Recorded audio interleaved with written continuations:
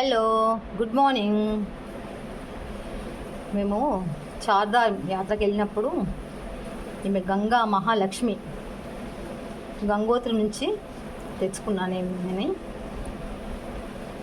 గంగా మహాలక్ష్మి ఎంత బాగుందో చూడండి.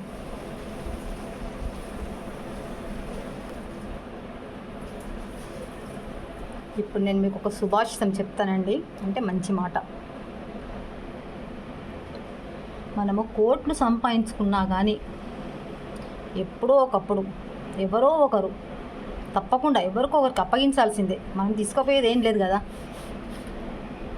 ఎప్పటికీ ఎవ్వరికి ఇవ్వండి, ఎప్పటికీ మనతోనే ఉండేది. మనం చేసుకున్న పాపపుణ్యాలు, జపతపాలు, యాగాలు, హోమాలు అంతే మనతో ఉండేవి.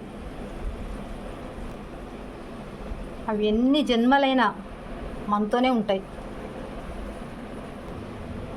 కాబట్టి మనతో రాని వాని గురించి కాకుండా ఎప్పటికీ మనల్ని అంటిపెట్టుకునే వాటి గురించే మనం ఆలోచించి వాటి కోసమే ప్రయత్నించి భగవత్ అనుగ్రహం పొందాలి. ఇది ఈరోజు సుభాషితం అండి.